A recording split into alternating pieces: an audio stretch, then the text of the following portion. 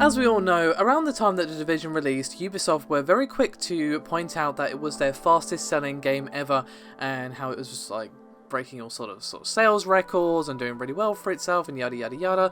Ever since then, however, we've been hearing a lot of stuff about all the cheating and how the end game isn't very good and all that, and it seems that is very much reflected in its player base, at least on PC. Now, it has gone from a daily total of 2.1 million players at its peak to just 143k, and that was a amount recorded on June the 7th, so a few days ago now, but I highly doubt it's seen much of a boost since then. So just to kind of put that into perspective for you, that is a 93% decrease in the daily players. And not only that, the player count ranked as high as number 3 on Steam and now sits at number 43.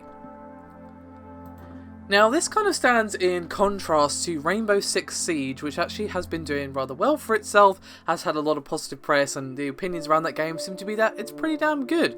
Of course, that launched 3 months prior on Steam, and in comparison to Rainbow Six, The Division has experienced a drastic player drop-off.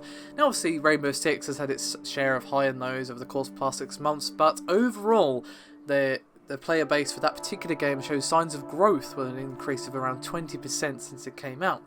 For example, on June the 7th, it brought in 203k, again beating The Division and ranked at number 28 position on Steam. So basically, Rainbow Six is pretty handily beating The Division, which again was touted as the fastest selling game ever for Ubisoft. And, well, given all the things that we've heard about The Division, with the amount of cheaters on PC and the amount of problems that they've seemingly had in counter-measuring those cheaters, given that they are now handing out permabans on your first offence for cheating or hacking or whatever on PC, it's clearly, you know, people bought it, you know, in the sort of the midst of the hype or whatever you want to call it, and then it quickly dropped off as people became unsatisfied with the content available.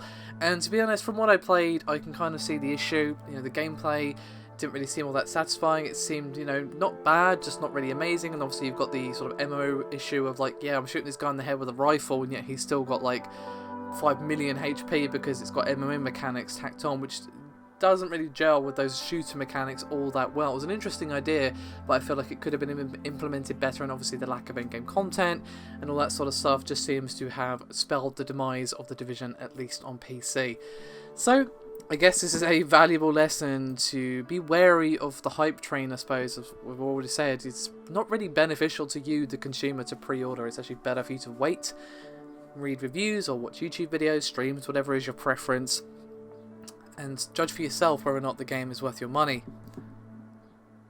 I mean, it is entirely possible that future content updates and sales and that sort of thing will give a bit of a boost to The Division, but I doubt it will get back to that sort of high that it had right around the time that it launched, of that 2.1 million. I doubt we'll be seeing those numbers anytime soon. Now, it's not to say that 143,000 is a low number. It isn't. That's still quite a lot of people, but when you compare it to those 2.1 million, yeah, you start to see how there's an issue and how it might be a concern for Ubisoft. It's still a healthy number of people, obviously. You know, most games would probably kill for that amount of people playing concurrently, but it's still a hefty drop-off, and just speaks to the lack of content, at least in my opinion, that people played a lot at first and then quickly dropped off after not too long playing the game. So I'd love to hear some thoughts from maybe some of you who put some hours into The Division as for myself, sorry. I played some of the beta and wasn't really wowed, and to be honest, I'm glad that I stayed away from it after all that I've heard. So I'd love to hear some thoughts from any of you who perhaps put more significant time into The Division. You know, what do you feel sort of was the most contributing factor, I suppose, to its apparent demise, at least on PC, of course. This is all Steam-based figures, it's not based on console figures at all, so. Anyway, that is me done for this video. Thank you very much for watching. I'll see you next time.